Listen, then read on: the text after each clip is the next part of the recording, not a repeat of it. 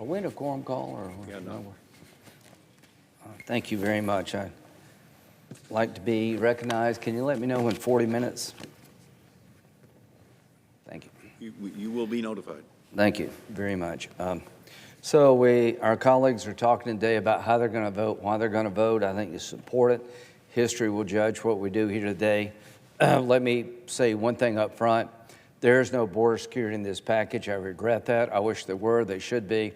The bill from the Senate, I voted no regarding the border security provisions. I thought sort of inadequate at the task on parole and a few other things.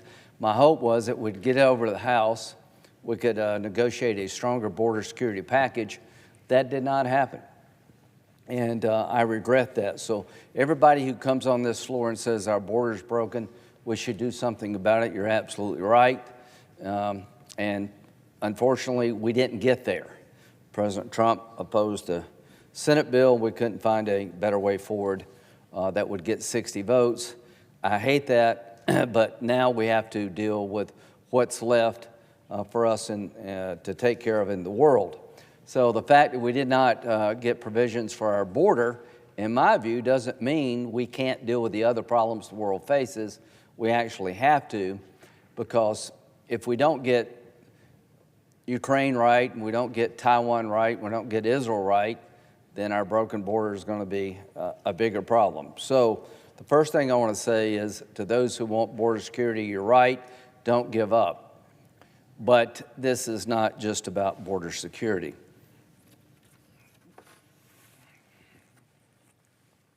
This is a statement from the Minister of Defense in Israel.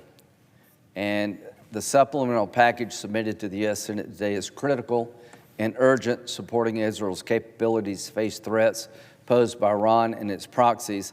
We thank our friends in Congress and urge our partners to stand with Israel in the face of Iranian terrorism. Now, what is he talking about? This was issued earlier today. This is the Minister of Defense in Israel. I know him very well. He's a very accomplished man. And he's urging us to vote for this package because Israel needs it, because they've been threatened by Iran. Now, since we took up this debate in the Senate, a lot has happened. The Iranians attacked Israel from Iran. Over 300 drones and missiles were launched at Israel from Iran and successfully engaged.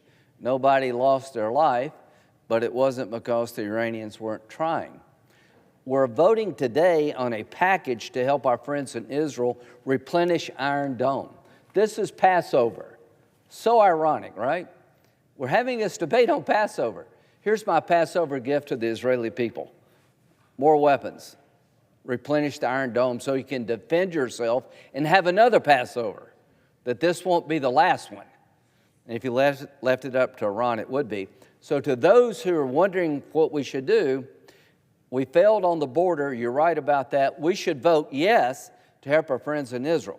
I can't think of a time since I've been here that they need more help than right now. They don't need any speeches. They don't need us to attend events. They need us to send them military aid that they're desperate to have. They have diminished their Iron Dome stockpile. They need it replenished. They are dealing with Hamas on one front, Hezbollah on the other, and now they've been attacked by the Iranian Ayatollah from Iranian soil. So the defense minister of Israel is asking us for a yes vote because it's urgent to help our friends in Israel. So if you're pro-Israel, which most people in this body are, they need you, and they need you now. $20-something billion of aid in this package is absolutely imperative to help the Jewish state survive against Iran and their proxies, as the defense minister said. So from an Israeli point of view, this is the most critical time, maybe since its founding, because the efforts to destroy the Jewish state are real. And here's what I worry about. If we don't help Israel now, we'll be encouraging more attacks by the Iranians, and this war will get really out of hand. It's already out of hand. So there's about 100,000 plus rockets in the hands of Hezbollah in Lebanon that if they were all unleashed at the same time, that would be a nightmare for Israel. They handled the 300 drones and missiles, but that's a fraction of what's available. I want to deter Iran from going to the next step. And how do you do that? Let Iran know that we have Israel's back, that we're going to help them with their military needs in perpetuity so they can defend themselves, that we're not going to abandon Israel at this critical time. What does Israel have to do? Not only do they have to knock down the rockets that have come their way, they need weapons to do that, they have to create deterrence. And the best way for Israel to deter the enemies of the Jewish state is to let the world and the enemies know America has Israel's back. And I want to say something about Speaker Johnson and Democratic leader Jeffries. Well done. Mike Johnson and Hakeem Jeffries worked together to pass a package we have before us. We need more of this, not less, in a time of great peril for our allies and the United States. So this was a moment where the people in the House rose to the occasion. They set aside their party differences. They focused on giving us a package that I think is stronger, but needed now more than ever. Since we last had this debate in the Senate, what has happened? A direct attack on the state of Israel by Iran. They need the money, and they need it now. Vote yes. A great Passover gift to the Israeli people would be this aid package. Now, I want to put this debate in a greater context. I've had a lot of my friends come to the floor talking about whether or not Ukraine is in our vital national interest. I think it is. Here's what's happening in Europe as I speak. You have Russia, who has launched an effort to destroy Ukraine, not just the Crimea, but to take Kyiv and turn it into a part of Russia, Ukraine, a sovereign nation that gave up 1,700 nuclear weapons they had in their possession after the end of the Cold War. It's the Budapest Memorandum in the mid-90s. The Ukrainians gave up 1,700 nuclear weapons with the assurance their sovereignty would be protected. The map used had Crimea as part of Ukraine. So what do we have now? We have a situation where for the second time, Russia has invaded Ukraine. They did it in 2014. We had some kind of peace agreement. It didn't hold. Why? Because Putin wants all of Ukraine. I'll talk about that in a moment. He wants more than just Ukraine. He wants to reconstruct the Russian Empire, the old Soviet Union. Listen to him, not me. I'll talk about that in a moment. Go back in time to the 30s. If you could go back in time and you could talk to the leaders in the 30s, knowing what you know now, what would you tell them? You should stop Hitler as soon as you can. You've got opportunity after opportunity to hold him to account before he got too strong. You had plenty of chances to lay down the gauntlet, but every time there was a chance to stop him, people blinked. People believed that he wanted German-speaking territory, and that was all. They did not believe he wanted to kill all the Jews. That was a big mistake, because he did. He wanted a master race. He wrote a book. The biggest miscalculation of the 20th century was not to understand what Adolf Hitler actually wanted. He didn't want German language countries. He wanted everybody to speak German. He wanted a master race where there's no place for the Jewish people and others. 50 million people died because we got it wrong. 1941, in this body, Senator Nye, I don't know him, getting into this return engagement war to Europe is only as inevitable as we, the people of America, will permit it to be. Staying out of this war is inevitable if only the people will continue and multiply their forceful demands upon the government of Washington to keep its promise to the people to keep our country out of this mess, which seems destined to wreck every civilization that lends its hand to it. He's on the floor of the Senate in June of 1941 telling his colleagues, this war in Europe, stay out of it. Well, how well did that age? Because in December of 1941, We were attacked by the Japanese. Here's a rule that stood the test of time. When forces rear their ugly heads anywhere in the world, wanting to dominate other people, destroy their religion, put them under the yoke of tyranny, it will eventually come back to us.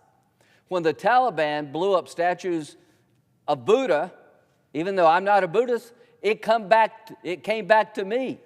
Evil unchecked and appeased, we always pay a heavier price than if we confront it.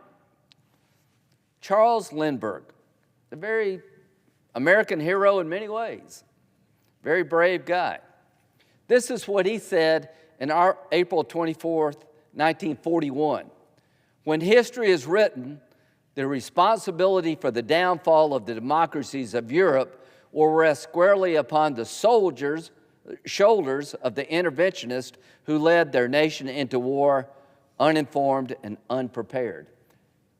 When history is written, the responsibility for the downfall of the democracies of Europe will rest squarely upon the shoulders of the interventionists who led their nations into war uninformed and unprepared. How well did this age? The democracies in Europe fell because we allowed Hitler to get strong. Every time he would go into the Sudetenland, you named the early intervention. We wrote it off, we appeased him. No, Mr. Lindbergh, you were wrong. The reason the democracies in Europe were at risk and failed is because we did not stand up to Adolf Hitler while it really mattered. The reason that 50 million people died is because you didn't get it. Father Coughlin, the demagoguery from this guy is being used today, demonizing people, trying to convince the American people, those people over there don't matter to you. Well, let me tell you what matters to the American people. When forces like Putin rear their ugly head to take Ukraine, they're not going to stop. They're going to keep going. And we have NATO commitments to countries around Ukraine. Vote yes for this package to help the Ukrainians continue to fight the Russians before Americans are fighting the Russians. And how does America get into this conflict if a NATO nation is attacked? This is my favorite.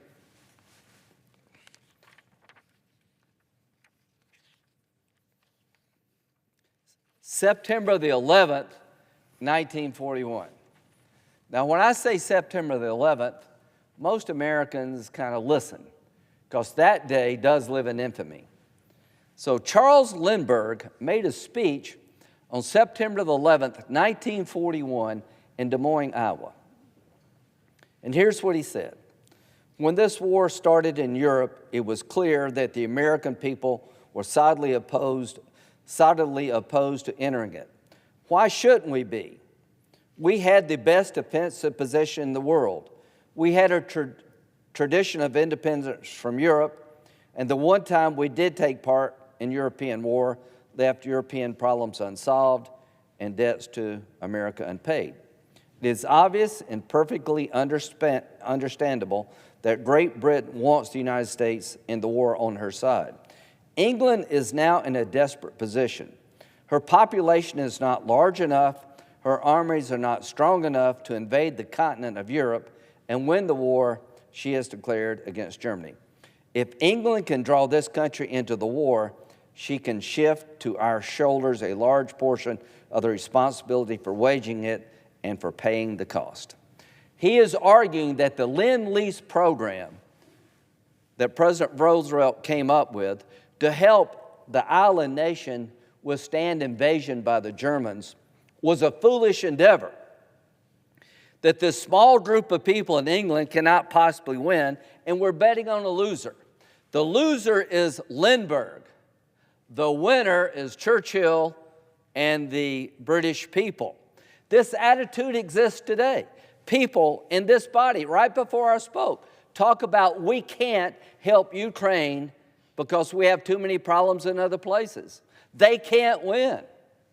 They were supposed to fall in 4 days. Look what's happened. 200 and something days later, they've destroyed half of the Russian army, taken back half the territory Russia seized, and now they need our weapons in a desperate fashion. They're trying to defend their homeland, and they're asking for us not troops, but weapons that can matter. And I will say to everybody in this body, you sell the Ukrainians short at your own peril. You're in the camp of Lindbergh, trying to convince the American people, pull the plug on England. They're in a fight they can't possibly win. What Lindbergh and others didn't realize, that their fight was our fight. And let me tell you why Ukraine's fight matters to us. If we don't stop Putin now, he will keep going.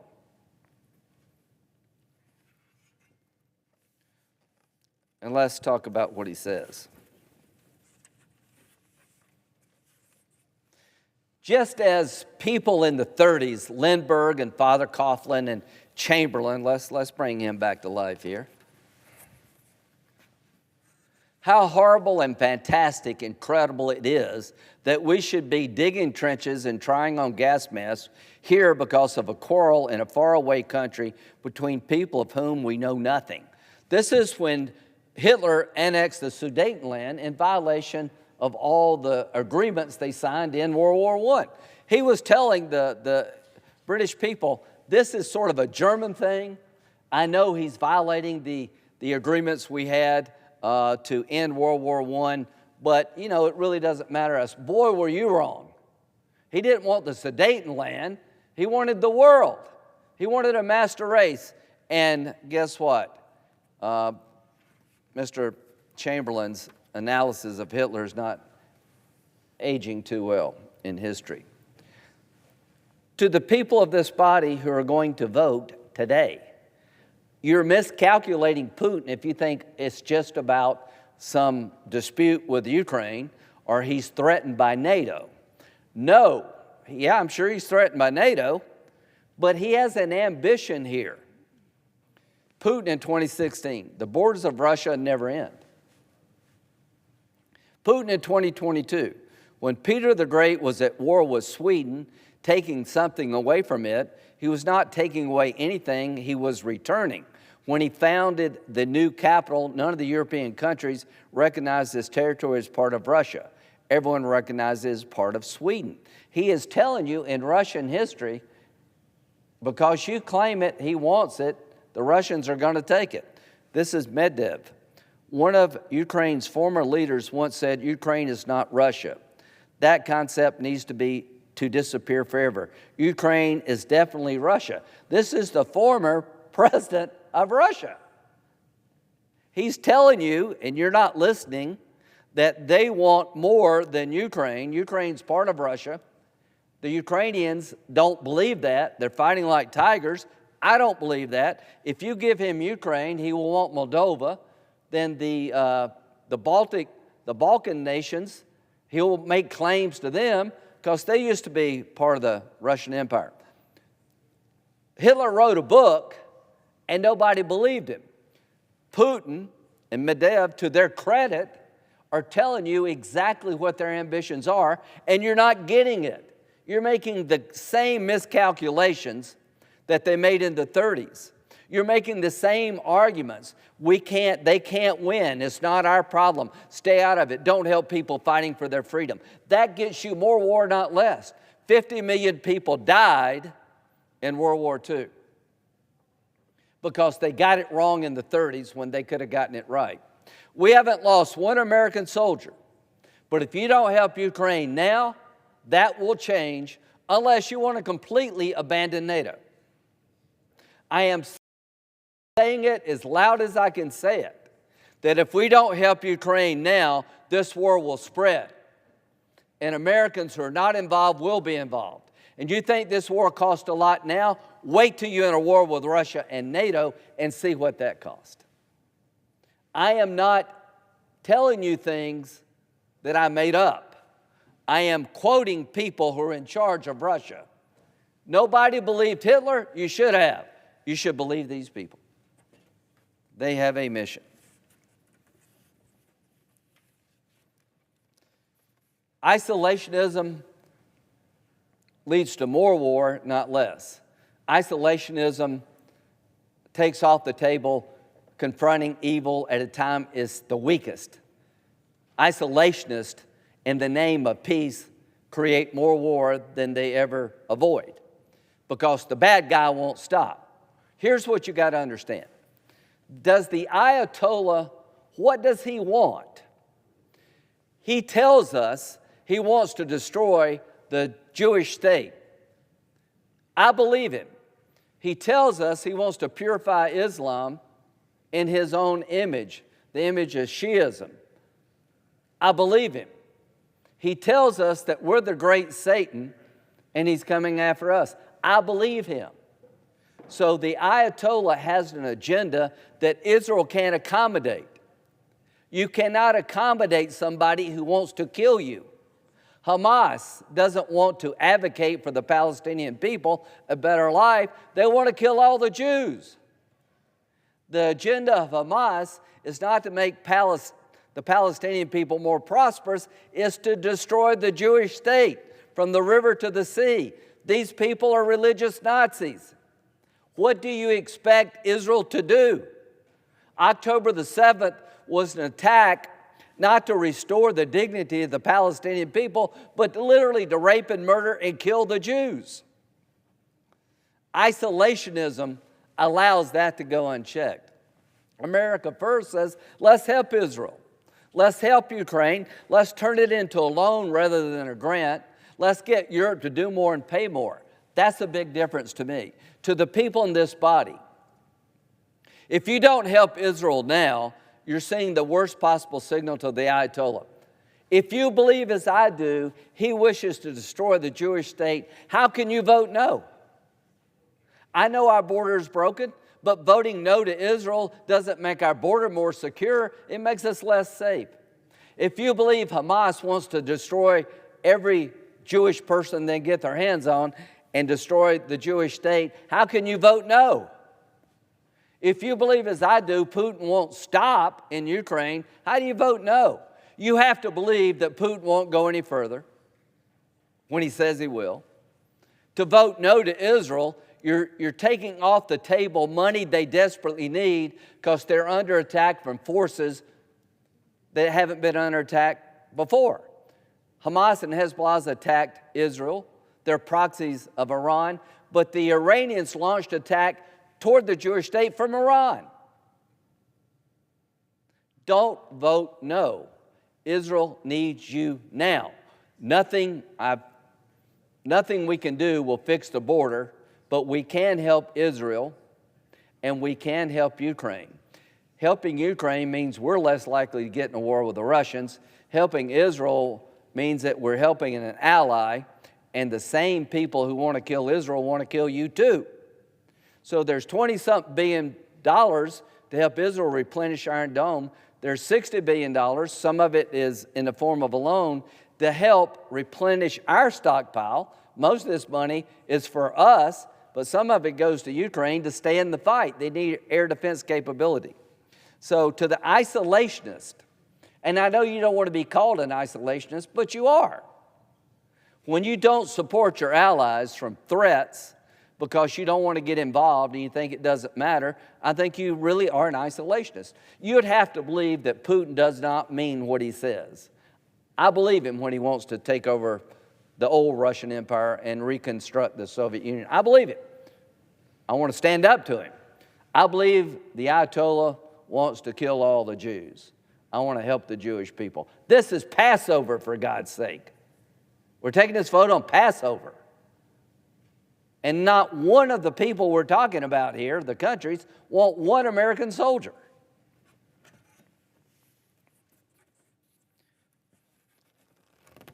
Have we learned nothing? We withdrew from Iraq in 2011. Senator McCain, Senator Lieberman, and myself, we all spoke up. Well, those two are gone, and I miss them desperately at times like this. But we told the Obama administration, if you pull all the troops out of Iraq, you're going to regret it. The ISIS was not the JV team. They came back in full force. They established a caliphate. Al-Qaeda, ISIS didn't even exist.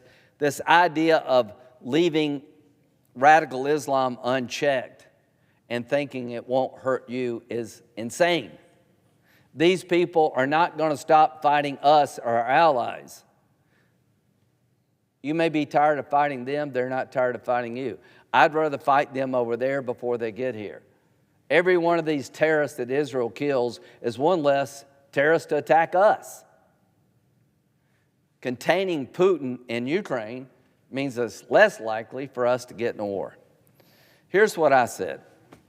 I feel all we have worked for, fought for, and sacrificed for is very much in jeopardy by today's announcement. Hope I am wrong and the president is right, but I fear the decision has set in motion events that will come back to haunt our country. Well, I was right, and I didn't want to be. Al-Qaeda came back, Iraq fell apart, we had to go back in. The Yazidi people were pretty much wiped out. Thousands of people were slaughtered. ISIS, attacked the French, and they killed people all over the world because we let them come back. So here's what I would say to people who vote no.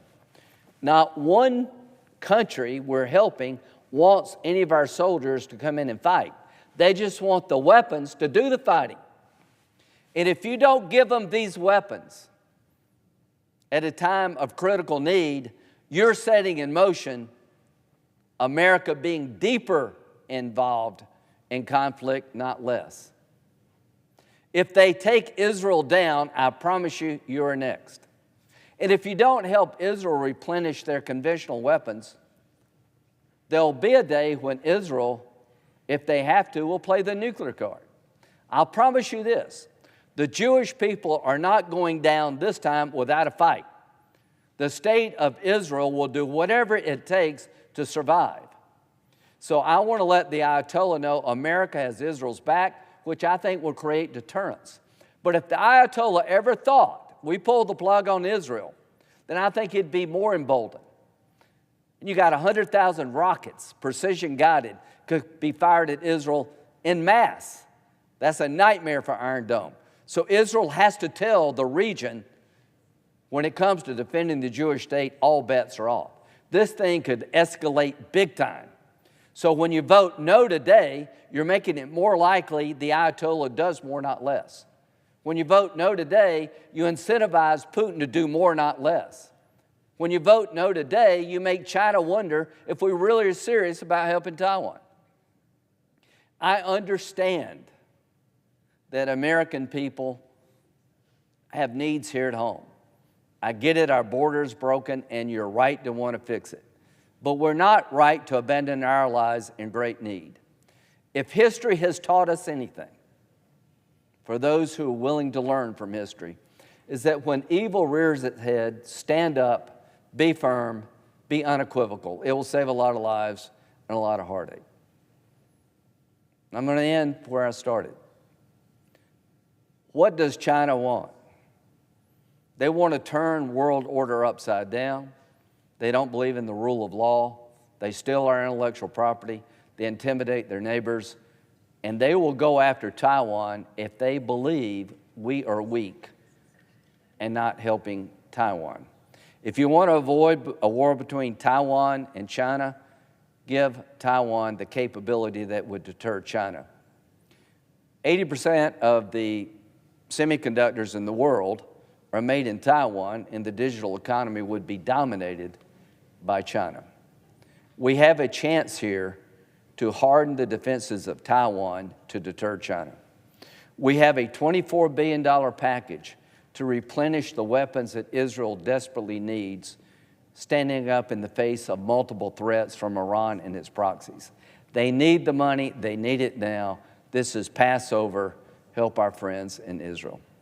We have a chance to replenish the stockpile of the Ukrainians who fought like tigers, but not just give them 155 rounds.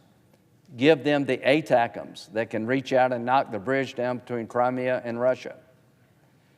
The bill before us allows us to go after Russian sovereign wealth funds that are frozen all over the world, about $300 billion, to take money from the Russian invader to pay for the reconstruction of Ukraine. This is a package worth your support. It makes Russia pay more, There's a loan component in this. Pay us back if you can, because we are in debt. I get that part of it. This package coming back from the House was not only bipartisan, I thought it was smart.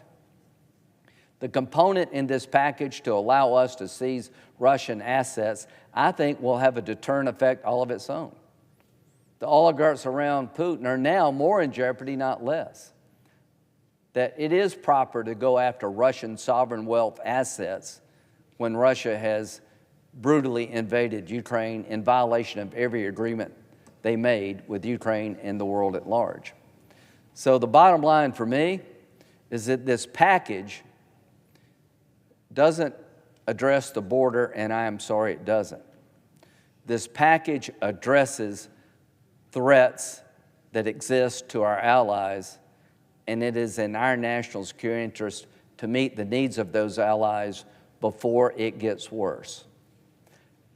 Whether you want Iran to stop or not, they're not. Israel needs the weapons, and they need them now. Our friends in Ukraine, with the right set of weapons, they can go back on the offensive. And if you don't stop Putin now, you'll regret it later.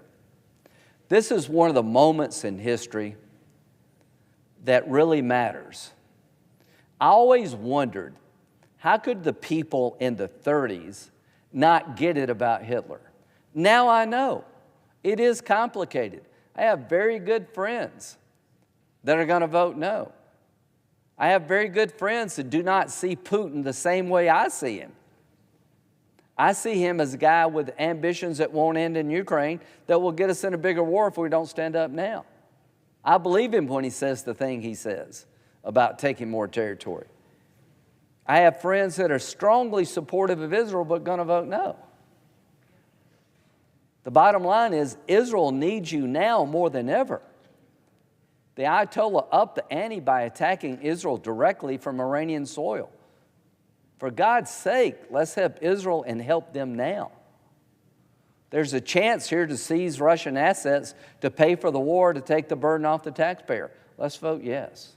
As to Taiwan, there's almost universal acknowledgement in this body that China will keep going until somebody stops them, and that we want to deter war between Taiwan and China. In this package, we have vital military assistance to Taiwan to make it harder for the Chinese to attack and take it over by military force. Do you think the Chinese are watching what we do with Ukraine? If you don't think they're watching, you don't know much about China. They're sizing us up.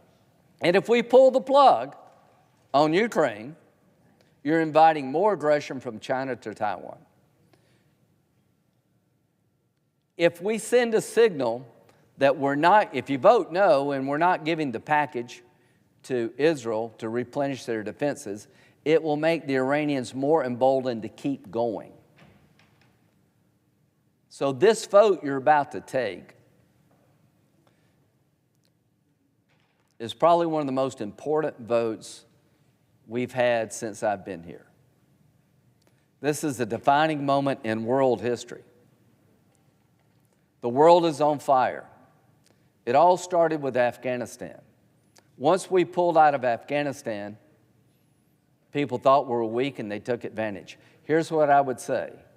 If you agree with me, don't vote no, vote yes, because a no vote, I think, continues that theme that America's unreliable. A no vote will make Russia believe that there's a growing sentiment in America, and if we just outlast Ukraine, we'll not only get Ukraine, we'll get more.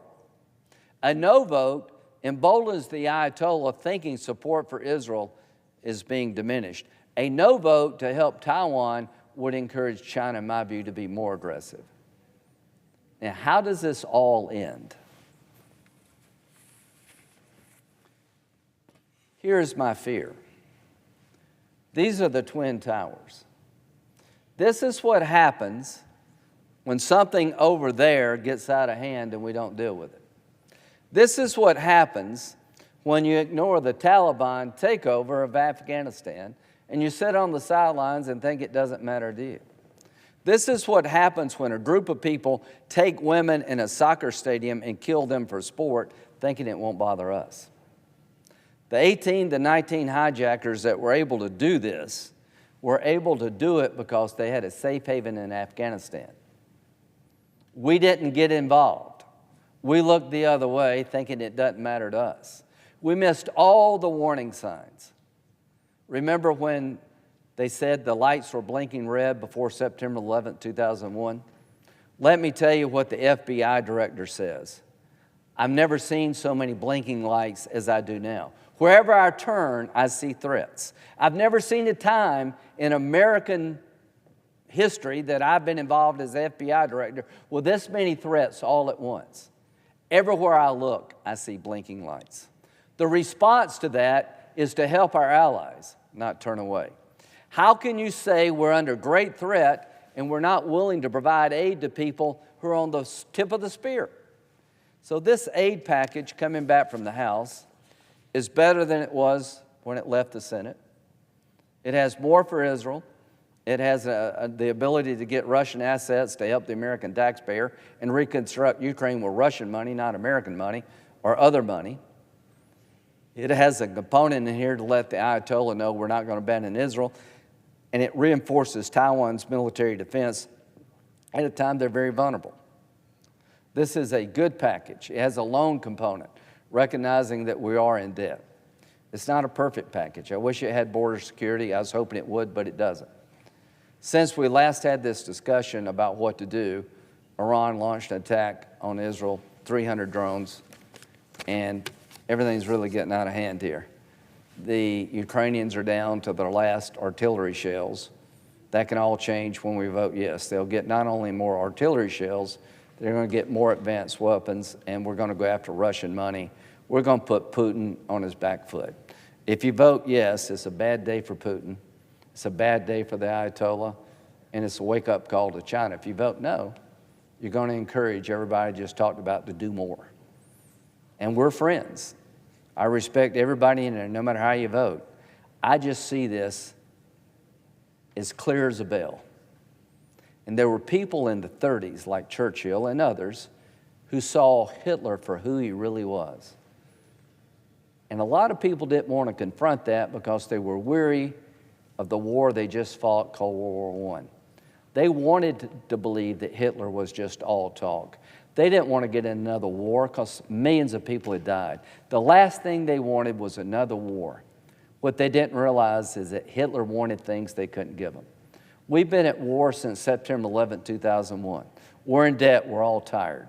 The last thing we want is to keep it going. Well, let me tell you about our adversaries. They're not going to stop. It's wise for us to help people do the fighting so we don't have to have their backs at a time of great need. Because if we abandon them and say this doesn't matter to us, everything you saw happen in the 30s is going to happen again. If Russia believes we can't stick with Ukraine, they're going to keep going. If the Ayatollah believed that American support for the Jewish state was deteriorating, he's going to up the ante. These college campus protests make me sick to my stomach. You have people on college campuses in this country supporting the terrorists, supporting Hamas. They're not supporting a better life for the Palestinian people. They're supporting the destruction of the Jewish people. Hamas doesn't want a better life for the Palestinians. He wants to kill all the Jews. And my good friend from Connecticut just walked in. His grandparents were involved in the Holocaust. I know where he's going to be. So what's going on in America is very similar to the 30s, but in many ways worse. To those who are out there protesting to stop aid to Israel, you're fools. You're progressive. Do you think Hamas is progressive? Do you think Hamas will tolerate a society that you've come accustomed to, where women can do whatever they want, people can live their lives?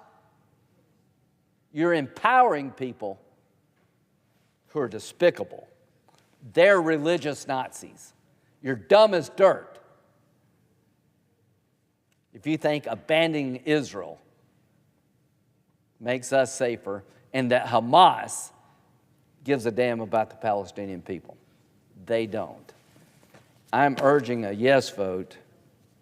I understand this is not a perfect package, but this is a really good package and an important time in world and American history. So I would urge a yes vote, and a no vote, in my view, makes it more likely we spend more money and Americans die that are not dying now. Thank you, Mr. President. I yield the floor.